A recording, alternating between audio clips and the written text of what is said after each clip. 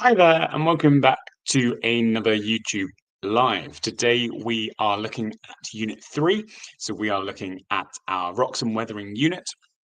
This is the third video we've done in this Oxbridge Live series. So we've done Unit 1, which is our fluvio and glacial morphology. We've done Unit 2, which is our unit and atmosphere.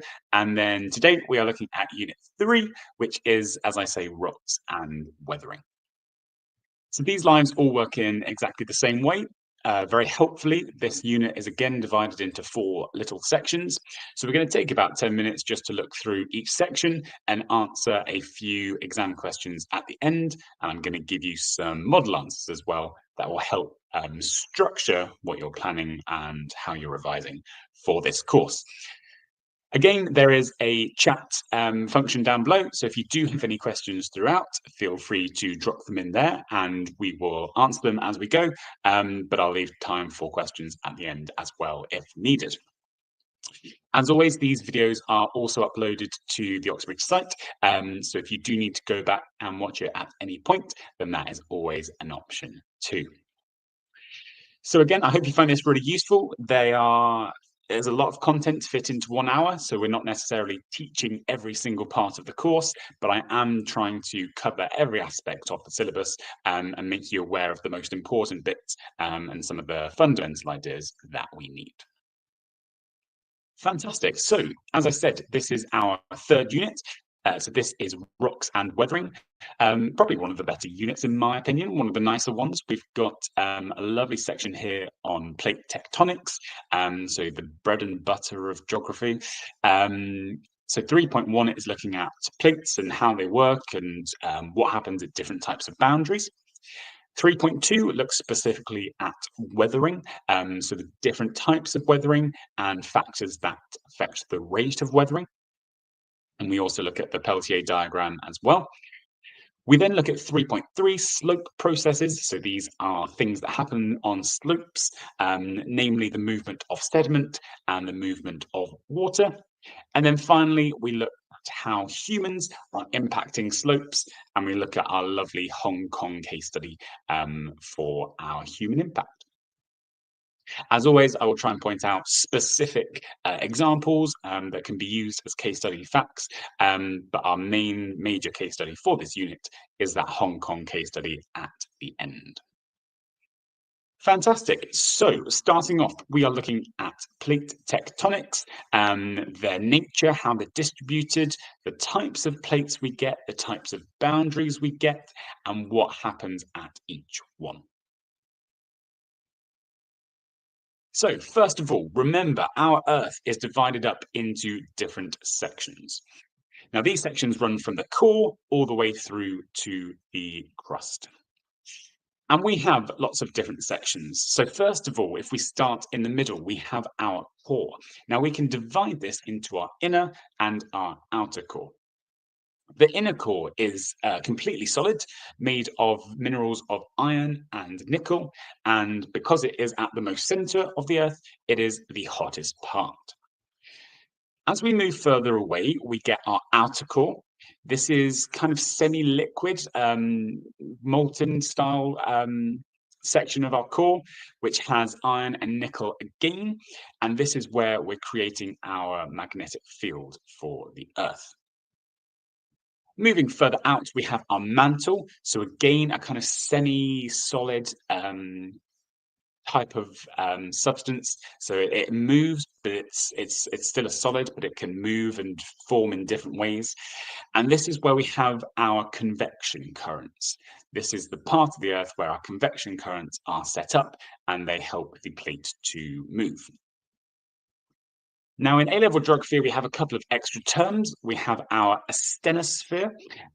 This is kind of the name given to the upper section of the mantle, where those convection currents are most likely to occur. Again, it has this semi-molten term, often referred to as kind of like a plastic flow. It's more than water, for example, but it's not quite solid at the same time. So it's got that liquid movement to it. We also have our lithosphere. This just means essentially a fancy word for the crust. So it's the kind of crust and the very top layer of our mantle there. And then, of course, we have our crust at the very top. This is the outer layer of the Earth. This is what we stand on. And it can either be oceanic or continental. So the two types of crust that we have are, as I say, oceanic, continental. Fantastic question. Always gets asked in all sorts of different papers. Really easy marks to score here. So continental crust essentially refers to anything that is over land, and oceanic crust is anything that sits beneath the ocean. The real reason for having two types of crust is because one is extrusive, formed outside of the Earth, and one is intrusive, formed within the Earth. But we just have these two different types, and they act in different ways. So our continental crust is much thicker, it's much older, it's much less dense, and it's rich in what we call silica, so a type of mineral. Oceanic, on the other hand, is much, much thinner, it's much, much younger, and it's much denser, which helps it subduct beneath continental plates. It's also rich in iron and magnesium rather than silica, and the main type of rock that it is composed of is basalt.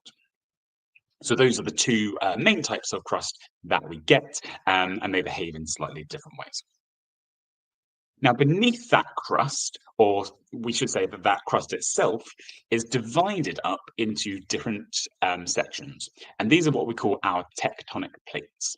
So they're divided up into 7 major plates, but many more ones that move around the world. And they move by the process of convection. So we looked at convection in Unit 2, which we did last week. So that is where the warm magma and warm liquid around the mantle rises because it's warm. As it rises away from the core, it cools slightly and therefore sinks back down towards the core, where it heats up, rises, and then cools down and sinks. And we get that cycle that is our convection current. Okay, so it's as that's occurring within the Earth, it's moving the plates above it around. Now, we've got lots of different plates: Eurasian, North American, South American, African, Pacific, and they're all moving with respect to one another. Now, the direction they're moving, that's different each time. Again, at A-level, it's worth pointing out that it's not just convection currents that we're interested in. We also have this concept of ridge push and slab pull, another kind of proposed idea as to how these plates move, essentially saying that as one plate subducts, it pulls it down and pulls the rest of the plate along with it. And as it does so, it's pushing up another plate, and that is helping the movement of those plates. Okay, so we also have ridge push and slab pull as mechanisms by which our tectonic plates are moving around on the Earth. Now, this process of plates moving across the surface of the Earth is what we call continental drift, first proposed by Alfred Wegener. And what this essentially says is that the plates move. It's pretty common knowledge that we used to have one giant plate. So we used to have Pangaea, which was a supercontinent. As the plates moved, that split into 2 subcontinents. We had Gondwandaland and Laurasia. And as they kept moving away, we created what we now know as our modern day continents. So Africa, Asia, North America, South America, Australasia, Antarctica, and Europe. Okay. So that process is what we call continental drift. It's worth understanding why that happened and the reasons that we know that that is what happened. Obviously, we don't have satellites from billions of years ago that show Pangaea in place, but we do have evidence that it took place. For example, We can look at glaciers. Glaciers in South America and Antarctica share similar striations in the bedrock, and we know that they must have been joined together at some point in order to have those striations. Similarly, the type of rock is similar between South America and the tip of Antarctica, so they must have been joined at one point. But more convincingly, we have climate data. So the climate records of the land masses that used to be joined are really similar, and equally our fossil records. So there are some really good examples, things like the Mesosaurus. Fossil records of this land-based animal are found on both South America and Africa. As they are now separated by a big ocean, they cannot now have moved between because they are land-based animals. And so that means at some point, South America and Africa must have been joined together in order for that to have happened, in order for us to find fossil records on both continents. So worth being aware of some of that evidence for continental drift. Now, the main bulk of this section is to look at your plate boundaries. So a very quick overview of what our plate boundaries are and the different features you will find there. We have three boundaries. First is divergent. That's where our plates are moving away from each other, also sometimes called constructive plate boundary. We have convergent, where our plates are moving towards each other, also sometimes called a destructive plate boundary. And we have transform or conservative plate boundary. And this is where the plates are moving alongside each other. So first of all, at a constructive plate boundary, this is where plates are moving away from each other. Because of that, magma from the Earth can rise up between where those two plates are moving away from each other, and that magma spills out onto the surface of the Earth, and we form new crust. Now, at that point, we can get earthquakes because the plates are moving. We can get volcanic activity. So we form submarine volcanoes if this is occurring beneath the ocean, or just regular volcanoes on land. And we also get under the ocean seafloor spreading and mid-ocean ridges, or if this is occurring on two continental plates, we can get rift valleys. So if this is occurring on two oceanic plates, as I said, we can get what we call mid-ocean ridges. As the magma comes up through where the two plates are moving apart, it will spill out either side of that boundary, and it will create a small little ridge where the magma comes onto the ocean, cools down.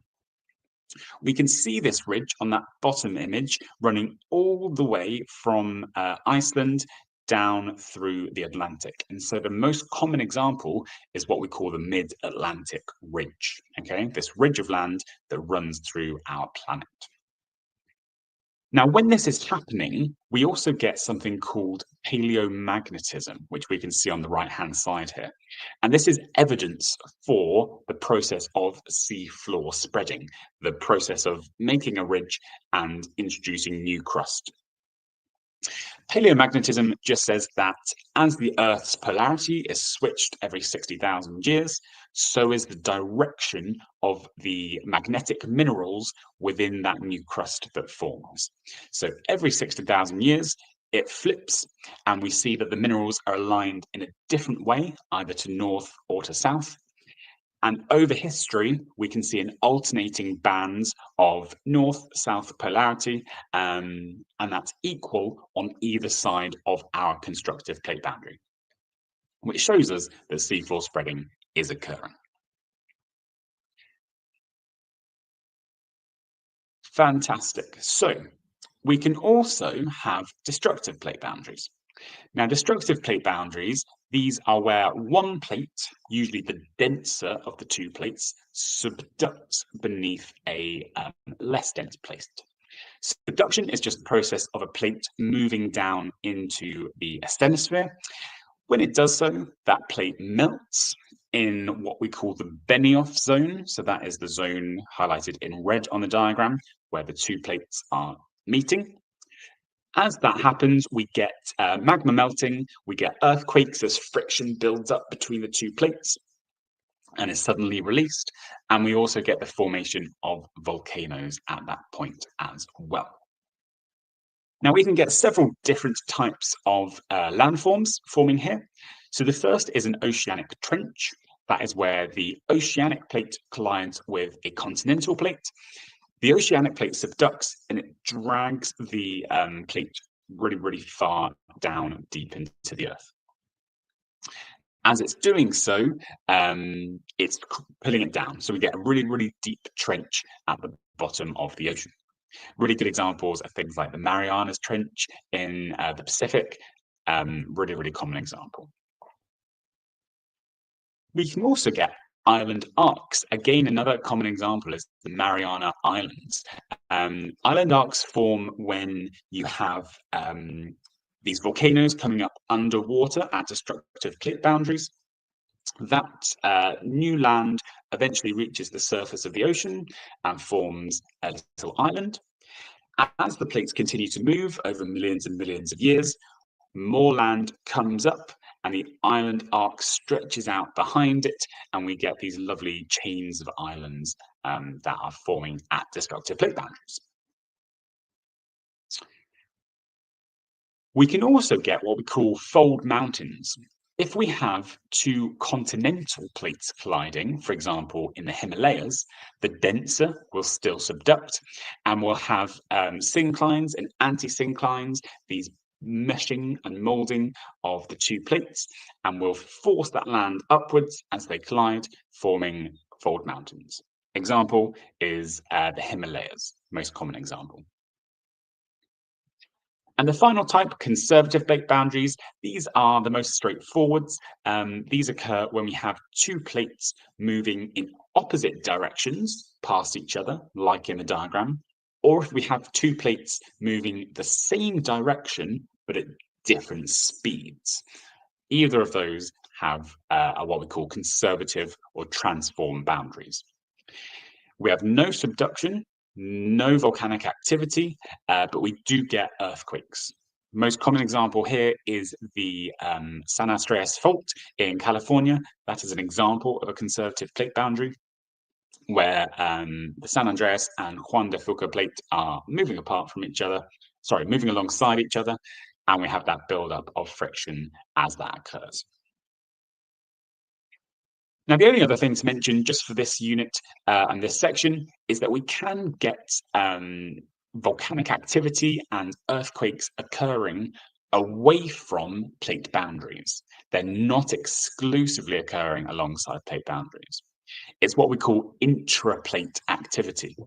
And the most common example why we get it is from what we call hotspots. Hotspots are areas of the mantle that plume up and reach the surface of the Earth. So essentially a bit of magma comes away from the mantle and reaches the crust, and it spills out onto the surface. And over time, that can form chains of islands. The most common example is Hawaii. So the Hawaii island chain isn't an island arc, it's formed because of hotspot activity. And that only occurs because certain areas of the Earth's core and mantle have a higher rate of radioactive decay and just spew out this extra magma that reaches the surface and forms our islands. Fantastic. So that is the biggest and most complicated part of Unit 3, Rocks and Weathering. So just for a second, take a minute to have a look at this question, an example of an exam-style question you might get on plate tectonics. And in about 20 seconds, I will go through some model answers so we can see what is needed.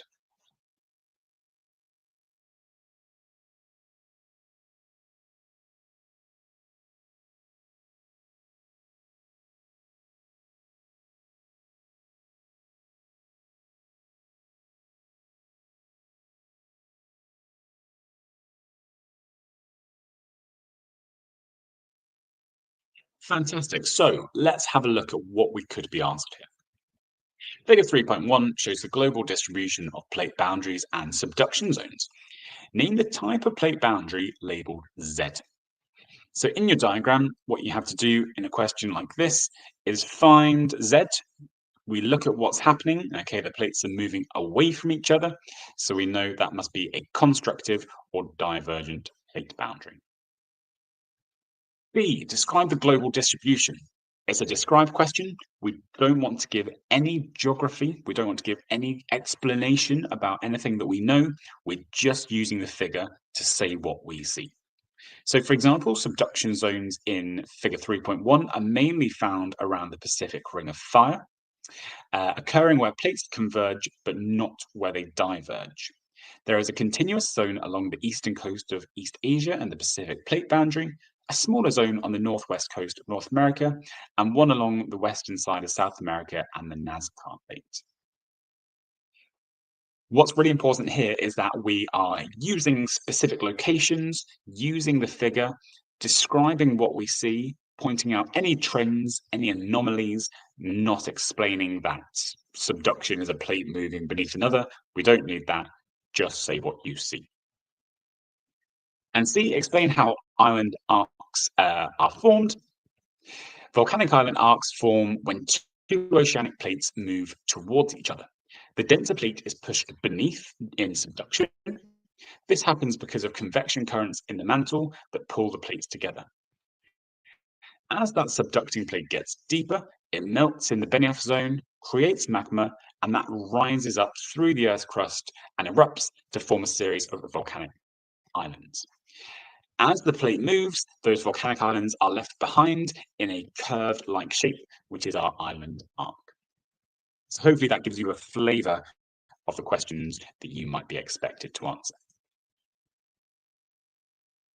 Fantastic. So the next three parts of this unit are much smaller, much simpler in terms of what you actually need to know. It's just a case of learning the information and getting some exposure to the different exam questions. But in terms of the content, it's much, much more heavy in 3.1, and then 3.2, 3, and 4 are a little bit light. So 3.2 looks at weathering.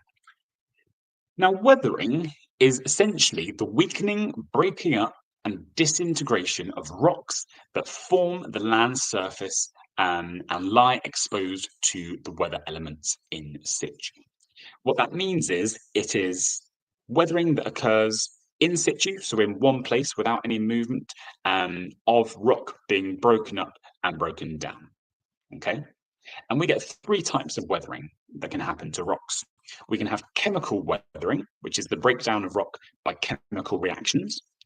We can have physical weathering, also known as mechanical, where rocks are broken down without chemical change. And we can also get biological weathering, where rocks are broken down by living organisms, namely things like plant roots, but also burrowing animals and lichens as well. So just running through each of those types of weathering. Our chemical types of weathering include carbonation.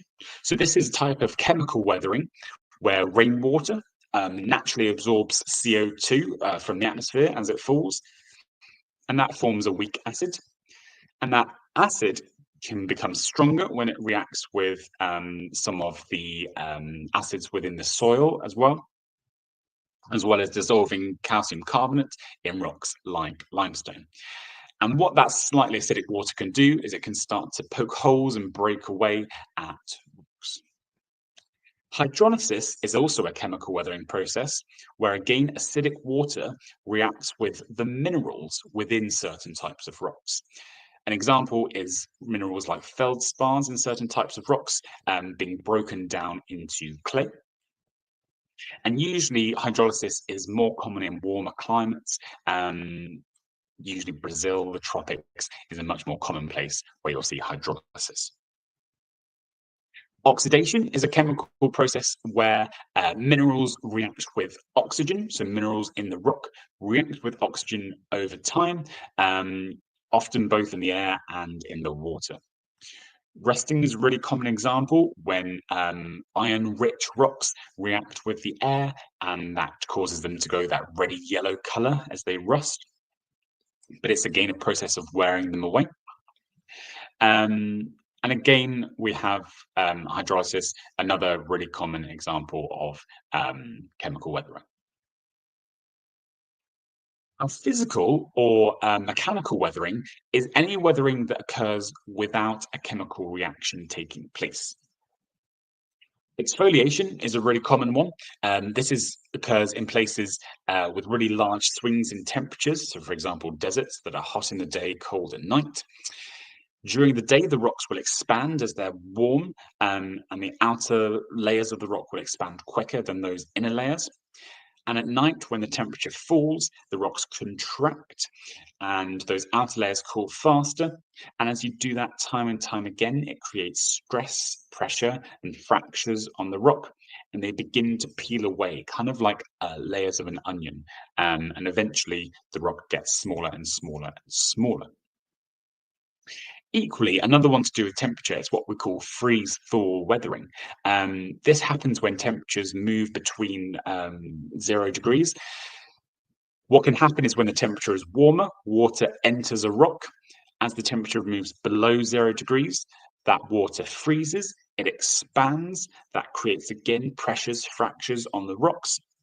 And that repeated cycle, day in, day out, can fracture and break up a rock over time and break it down into what we call scree or talus, which is essentially just broken up rock. You also find scree and talus kind of if you have a rock fall on a cliff or something, any bits of loose debris or rock that is left behind, we call that scree or talus. As well as that, we can have other types. So you can often get salt crystallization, again, to do with water when it enters into a rock. If that's salt water, when that water evaporates, it will leave behind salt crystals. And as they grow, they put pressure on the rock and all of the cracks and joints within them and can help break it down as well. That's really common in your coastal environments. And finally, you can have pressure release. This happens when erosion removes the overlying rock, reducing pressure on deep underground rocks. So, for example, batholiths, they're really big, intrusive igneous rock formations, and they form deep below the surface. And when pressure is released, what can happen is that the fractures called sheeting develops, essentially cracks that are parallel to the surface, and they can essentially sheet off, kind of like the onion layers, and break away.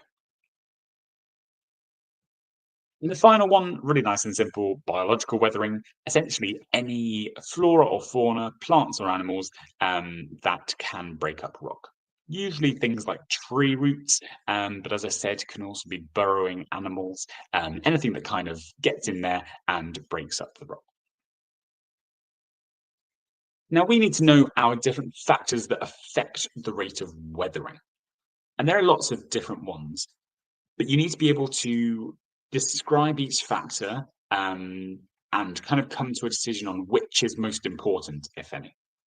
So, for example, climate that controls a lot of weathering. Freeze thaw, for example, needs fluctuating temperatures above and below freezing. Exfoliation is often a thing we find in hot deserts, and in general, chemical weathering occurs in much warmer climates than colder climates. Climate can also affect the amount of vegetation you have, and with more vegetation comes more biological weathering. So that's a really important one to look at as well. Relief can have an impact. So steeper slopes mean water drains more quickly. So you're less likely to have the influence of mechanical weathering because there is less water present. Vegetation, as we said, through the biological weathering. Rock type, so soft porous rocks are much more easy to weather.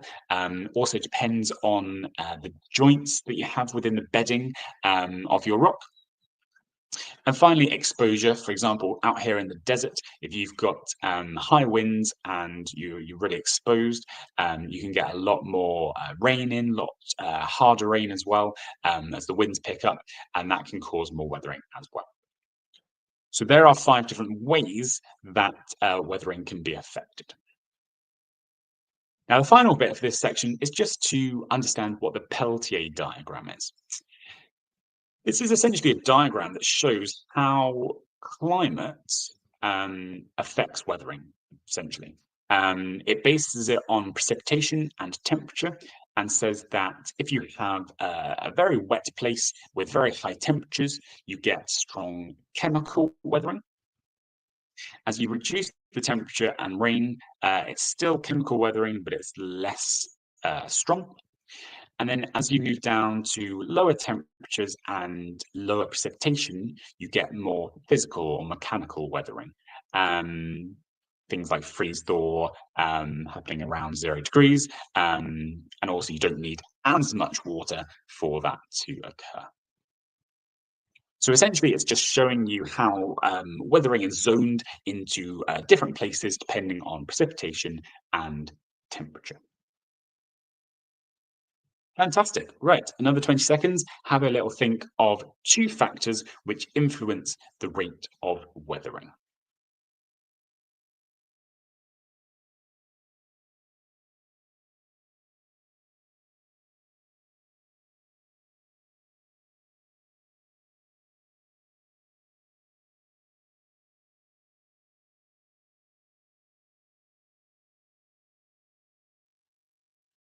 So, two factors that are affecting our rate of weathering. Two important factors that influence the rate of weathering are both temperature and rock type. Temperature, for example, affects weathering because freeze-thaw action occurs more often when the temperature fluctuates around freezing, and this causes rocks to start to break open. Chemical weathering also speeds up as temperature rises. We've just seen that in the Peltier diagram, and that acts as a catalyst for quicker reactions. Rock type matters as well. Some minerals are more vulnerable to physical weathering, and well-jointed rocks with bedding planes weather faster as water and air can infiltrate much more easily. So two factors, identify them, explain them. Really nice 4-mark question there. Moving on, we have our slope processes. Now, this essentially talks about a slope and anything that occurs on it. Namely, we look at how slopes move and also how water moves on slopes. Those are the two things that we need to focus on in 3.3. So essentially what we're looking at here is the process of what we call mass movement. Now, mass movement is the downward large-scale movement of material under the influence of gravity. So mass movement, movement of material due to gravity. It's different from erosion because erosion occurs with external forces. So for example, the sea or wind and rain, whereas mass movement happens in situ. It happens in where the rock is. It's caused when the stress exerted exceeds the internal strength of a slope, and it results in essentially instability and that sediment having to go somewhere. We have four main types of slope processes. We have falls, we have heaves, we have slides, and we have flows. And this diagram shows us the different categories, those four different categories that we have, some examples of each category, and also how they sit on the scale of how quickly they happen along that x-axis, so from slow to fast, or how wet the sediment and the material needs to be in order for them to happen along the y-axis, so dry to wet. So our different types of mass movement processes that occur on our slopes. First of all, we have our flows. So these are when movements of saturated soil or debris move downhill and material flow behaves like a liquid. We have loads of different examples. Mud flows are a really common one. So when you have essentially a slope that becomes so saturated that the mud turns into a kind of liquid, mixes with the water, turns into a liquid, and moves downhill. Solifluction is a really key one. This happens mainly in permafrost areas, places kind of like the tundra up near the Arctic, northern ends of Russia, Greenland as well. And essentially, what happens is the topsoil thaws in the summer, whereas the ground beneath it stays frozen. And that top section can actually get wet from the melting of the ice, and it flows over the top of the land and then refreezes during the winter. And we get what are called solifluction lobes, these kind of areas that look like it's moving, but actually it's only moving just the top section during the summer. Very, very similar thing is what we call soil creep. Same thing, but just not in a permafrost area. So soil is gradually moving downhill, again due to increased amounts of water, and the gravity is moving it down that way. As well as flows, we can have rockfall. So this is when we have lots of weathering occurring on our surface. Big chunks break off and fall. The angle, so degree of our slope, has to be more than 40 degrees for that to class as a rockfall. And once it falls off, it's called scree or talus, and it falls down to the ground and collects at the bottom. And what we're left with is a rock face, free face, often called sometimes, and bare rock. We can also get our slides. So usually occurs with rocks that have bed planes. That's usually the most common thing, where they're parallel to slopes. Water, again, a really, really key part of slides. Essentially, those large bits of uh, sediment get saturated, and as the slope is at an angle, gravity takes over and the sediment slides downhill. They often move along slip planes, and they keep their shape all the way to the bottom, at which point you'll get, again, some scree and talus at the bottom where that landslide has occurred. And the final one is slumps. So sliding happens down a straight slope. Slumps happen on a curved slope, okay? What that means is there's rotational movement. Instead of being a straight line going down, it's more like a curve going down. Really common on the coasts, cliffs that are made of clay and sandstone, really, really common to happen on there. But essentially, again, the force of gravity and the saturation of the rock is greater than the internal strength of the slope, and we get these rotational movements that slump down to the bottom of the cliff. We get different things here. So we call the very end the toe of the slump. We can get what we call terraced cliffs. So where parts of the cliff have slumped and then stopped, and others have continued down further beneath. And you can also get what you call rotational scars. So those are kind of like the grooves or imprints on the slope because of what's happened. Now, it's also worth mentioning that you need to know how water moves on these slopes, because water is a really big influence. You can get surface wash, so that is sheet-like flow of water moving across the surface of the soil. It carries away any loose particles, and essentially just moves across the surface. So essentially just think of a big amount of water moving across the surface. You can get what are called rills. These are temporary channels that form in some of the land that occur from surface wash. It's just water finding the easiest path down the mountain. You can get what you call sheet wash. This happens when the soil becomes really, really saturated. So you essentially can't get any more infiltration, and all of that water just rushes off the top and off of the surface. And we can also get rain splash. That's the gravitational impact of that water splashing down on the soil, dislodging, removing different bits of the soil, and then that will increase the amount of erosion and lead to mass movement events. So surface wash, rills, sheet wash, and rain splash. Fantastic. Again, just a short moment to have a think about some exam style questions and how we can apply our knowledge to those questions. This one looking at slope profiles. We've got a figure 3.1 there that we can use to help answer this question. So 20 seconds again, read through the question, just have a think of how you might approach answering this question with that info that we've just looked at.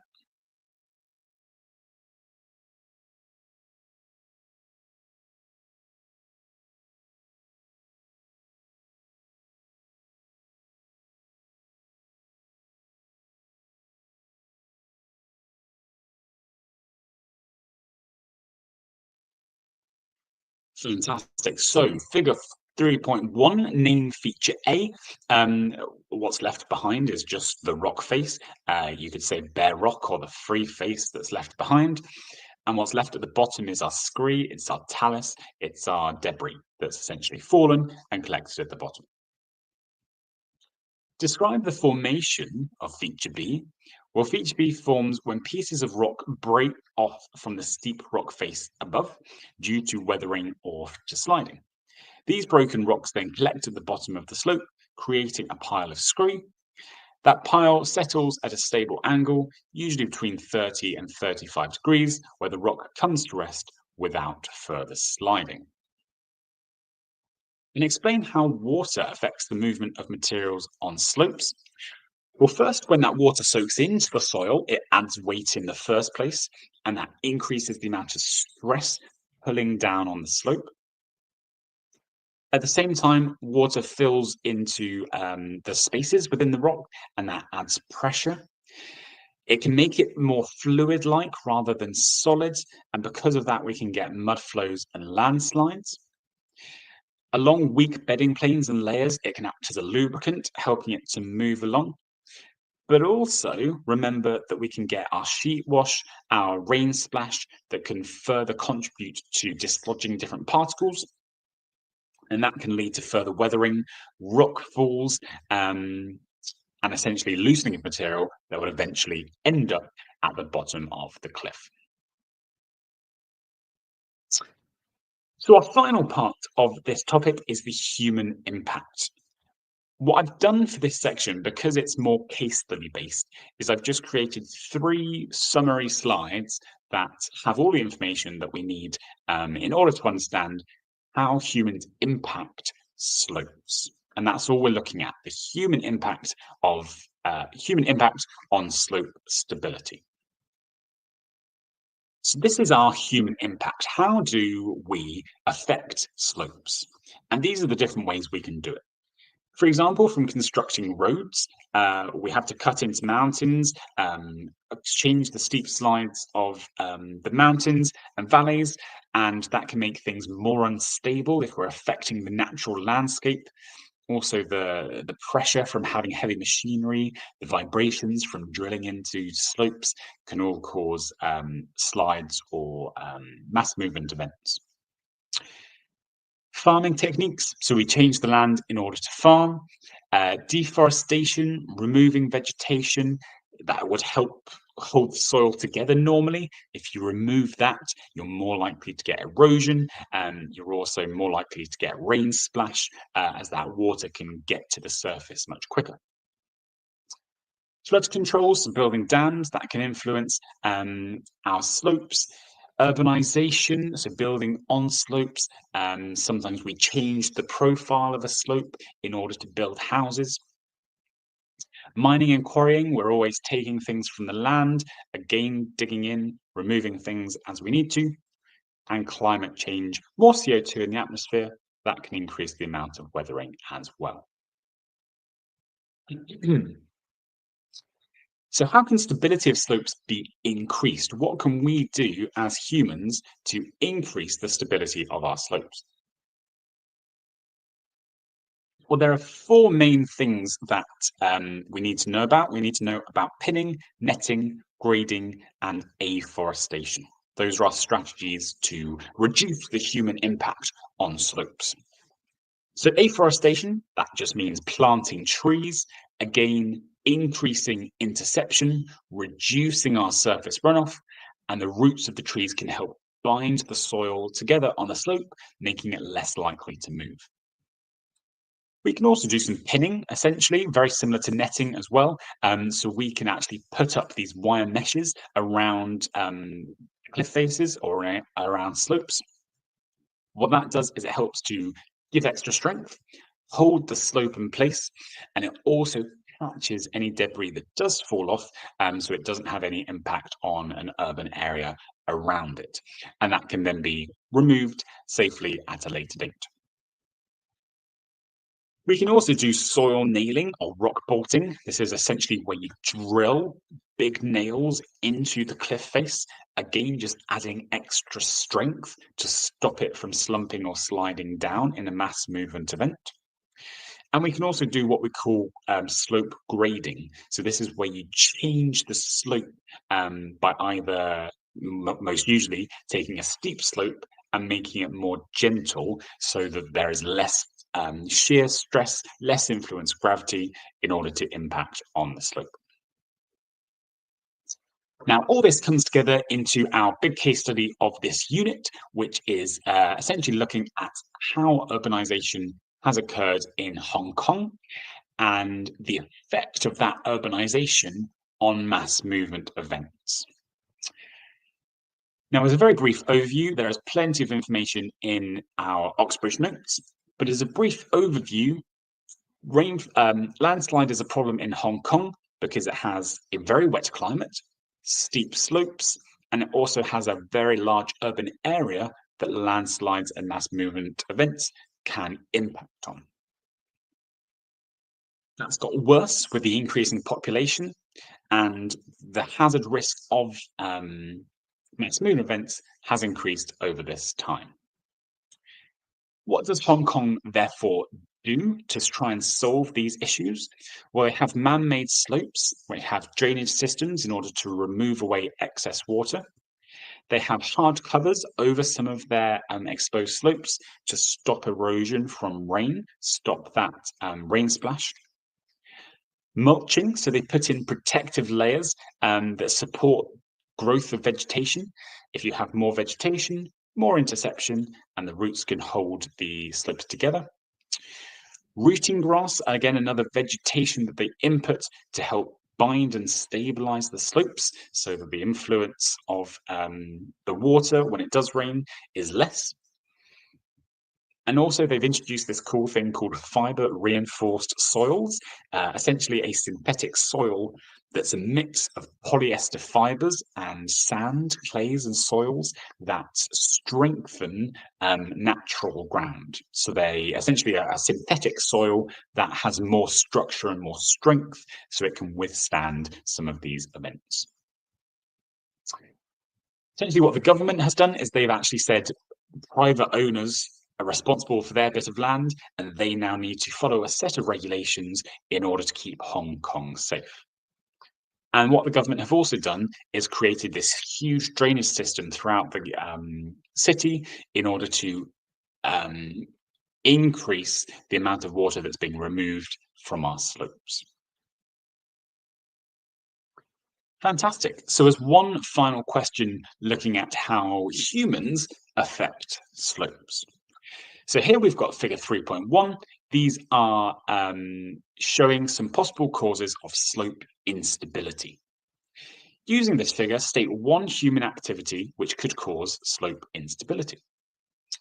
Well, anything here would go anything from removing vegetation, increasing the slope angle, the drainage, the housing, the waste, the urbanization, the excavation, just any process that you can see on that diagram that's increasing how unstable our slope is.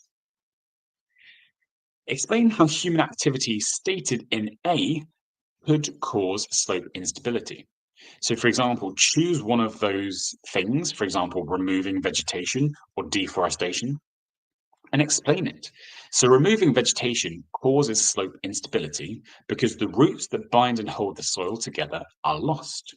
Without that, the soil becomes more loose and more prone to mass movement events. In addition, plants absorb water, so removing them increases water infiltration. That saturates the rock even more, and that makes it more likely to slide. It also impacts interception, the amount of rain splash we get on the surface. That also could dislodge different particles. And finally, a 6-mark question, always tough. With the aid of an annotated diagram, explain how a slope may be modified to reduce mass movements. So here what you're looking at is keeping the terms that we've learnt about. So we're talking about using pinning, so steel rods or nets anchored into the slope to hold that rock in place, netting, grading, so making them shallower, afforestation techniques, so what we've just talked about, and then also including drainage systems. If it says include an annotated diagram as well, you need to do that, otherwise you won't score top marks. I think this question is capped at 4 marks if there is no diagram. So make sure you're including that as well. Fantastic. So I hope this Oxbridge Live has been really useful. That kind of gives us a broad overview of Unit 3. If you do have any questions, feel free to drop them in the chat. If you do have any questions as well after this, please do feel free to email through anything that you'd like some help on, and we can sort that for you. In general, keep going with this content, have a go at the assignments, see how the questions match up, and anything that needs help with, yes, do just get in touch or ask a question. Hopefully that is useful, and I will see you in the next Oxbridge Live. Thank you very much.